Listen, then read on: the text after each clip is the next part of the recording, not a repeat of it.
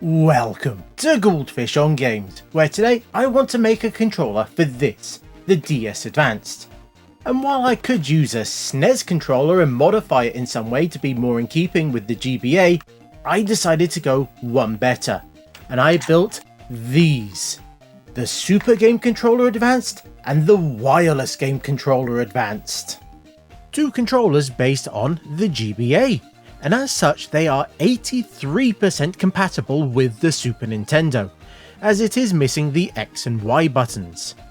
Which could be a drawback for the wired controller, as it ends with a Super Nintendo Entertainment System controller port. So as you might imagine, for the DS Advanced, this has everything it needs. The wireless controller, well, it's also missing those buttons, but it does have far more options for what it can connect to, as it is Bluetooth. Now let's start with looking at the wired controller first.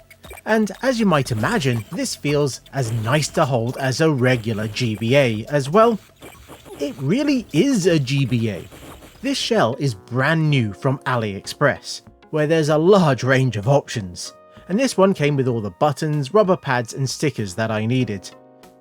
Now how does this work? Well, if we look at a regular SNES controller, we can see it has 12 buttons, but just 7 pins on the connector. And of those pins, only 5 are used. And we can find out how this works by looking inside, and we will find either 1 or 2 chips. These are parallel to serial converters, which means it can take up to 12 inputs and reduce it down to a stream of 16 bits. I found this simple diagram that explained how it all worked, and how you could build this with 2 off-the-shelf 4021 shift registers. This also requires some resistors that will act as pull-ups, and to put this inside a GBA shell, I needed to design a PCB, and I went about using Easy EDA Pro, and wow, look at me using the right bit of software for once. Now the schematic does look a bit of a mess. I'm still learning how to use these tools. And I figured the best way to design the physical board was to import an image of a GBA motherboard and then try and scale it to be around about the right size. Then I could just draw an outline around it and add in all the holes needed for the screws. It also made placing the pads in the right locations much easier, although trying to angle those shoulder buttons was not fun. The final routing, it's a bit messy, but I was able to just leave it to do it itself. This is one of the V1 boards that I got printed out and then soldered up. And for the most part, everything sorta lined up. And I was able to test it, and I was honestly amazed that it worked first time. This is it connected to my Super Family computer system running the 240p suite, and all the buttons show up as expected. And I then went on to test it with a few games, ones that didn't need those extra buttons.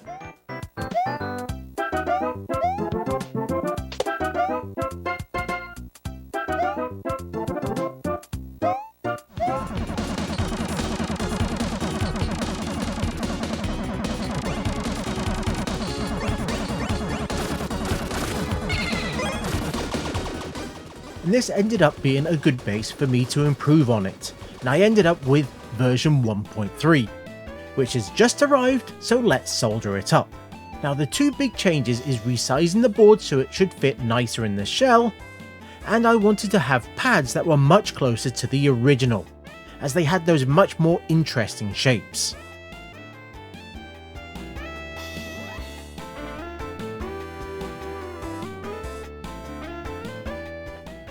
One of the more tricky parts to solder up was actually the cable to the board, as those SNES extension cables, well, they were not the best quality with pretty cheap wiring. And in this design I also added some holes that I could use with cable ties to try and hold the cable down, with the hope that you couldn't just pull the cable straight out of the board.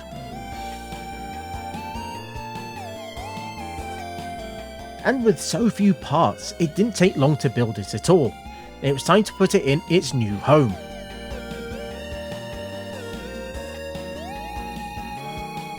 I did need to put some padding on those bumpers so they could more easily make contact with the switches that I'd put in, as these ones are a little bit smaller than what Nintendo used. But with that extra padding, I actually think they feel nicer to use than the original GBA. They're far more responsive. And with it all together, let's connect it up to the DS Advanced.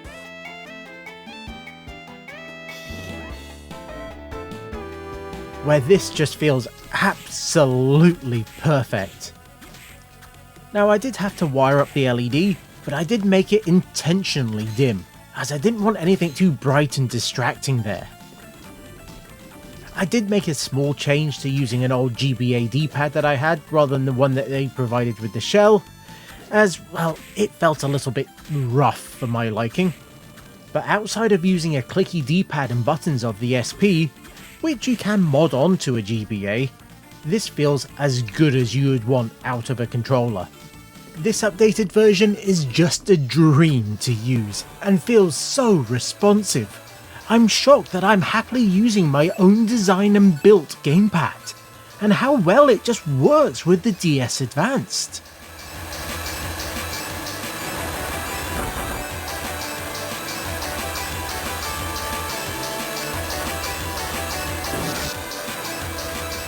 One thing I still need to decide is what to put behind that glass lens.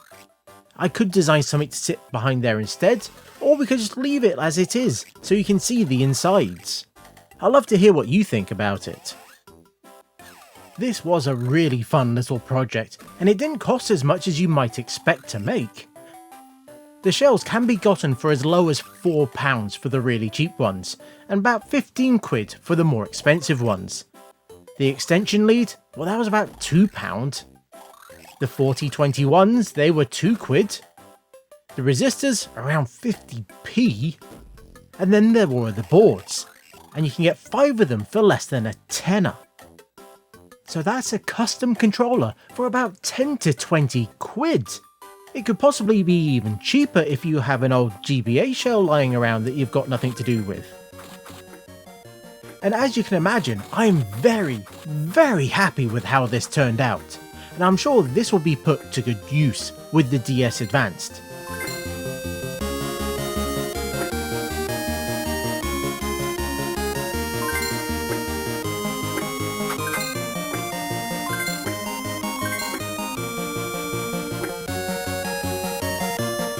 But I wanted to see if I could go a little bit further. So let's move on to the wireless controller. This works over Bluetooth and acts as a standard Xbox X input controller, as we can see here with the controller test, and it works absolutely great under Windows, with all the games that natively support Xbox controllers working with this. Well, those that only need a D-pad and the limited number of buttons that this has.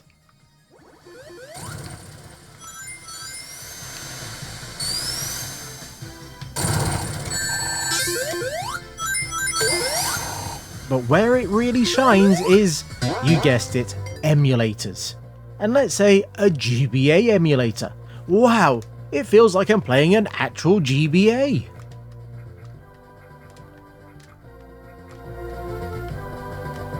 Now I'm not sure if this will work with a modern Xbox console, as the newest one I have is the Xbox One, and it doesn't really support controllers via Bluetooth. But I can use this with various retro consoles, via the blue retro dongles.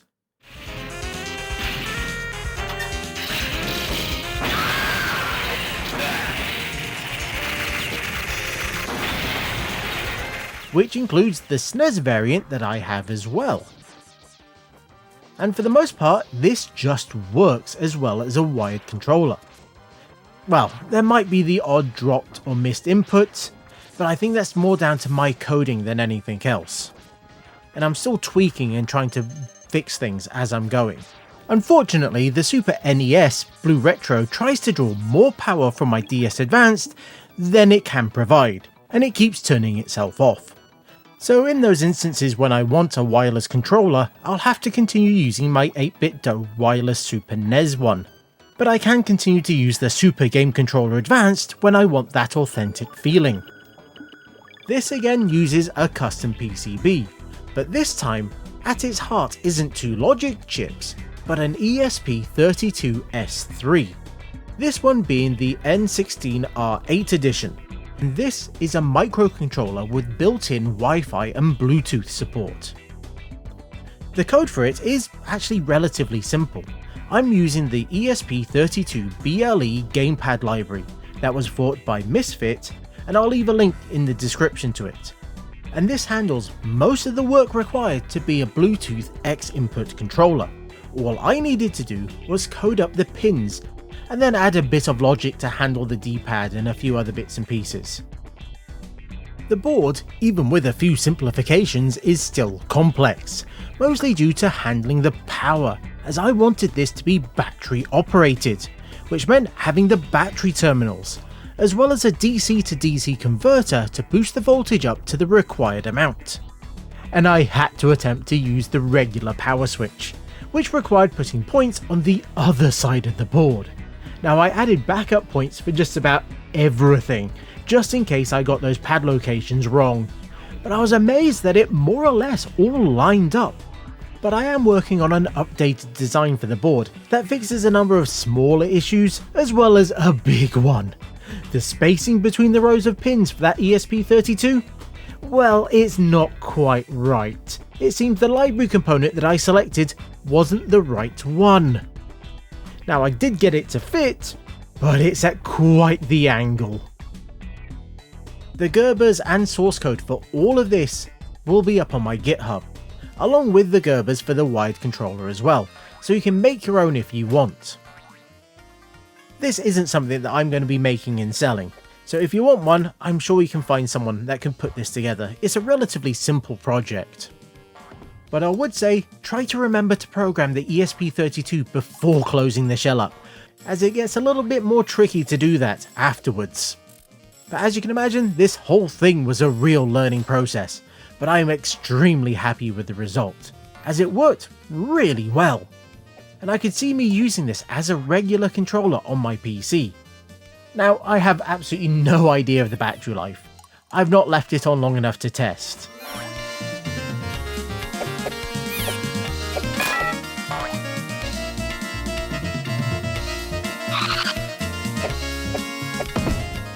But I have also been experimenting with using one of those battery packs that you can buy for the GBA. They fit into the battery compartment and have a small board that has USB-C on it for you to charge them up. But those things are probably the most expensive part that you could buy for this project. As the total price for this one, well, those shells are pretty much the same price as before. Those ESP32s, they can be gotten for around £6. It's amazing how cheap they are. The DC to DC converters, well, that was about £1. And then it was about £5 for the power switch and battery terminals. Oh, and obviously there's the price of the boards, and those work out about £2 a board.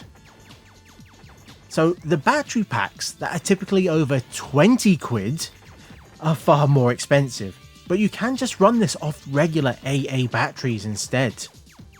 So without the battery pack, it's around 30 quid.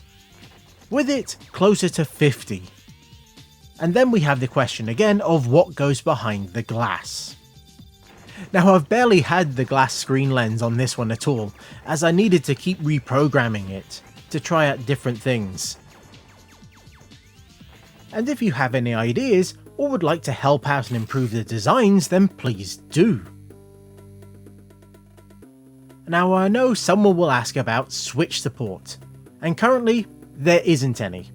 There's one library that can talk to the Switch 1, but that requires using a different microcontroller due to the different profiles that the Bluetooth can support. Now it's possible that someone will work out how to connect to a Switch 2 in the future, and then that could easily be added to this, but that's way above what I can personally do. I'm standing on the shoulder of giants with these sort of projects, and I'm just putting parts together in a slightly different way. But it's so much fun to do, and I really do enjoy using the result of all of this. And before I finish up, I would like to thank my extremely generous Patreons. as they are helping to get videos like this made. Now if you'd like to join them in getting ad-free videos a week early, as well as getting your name on the screen, then you can join for free. There will be a link in the description. And a big thanks to everyone that got this far into the video. You lot are all awesome. And until next time, I was the Goldfish, that was the first time that I ever made my own controller, and this was Goldfish on Games.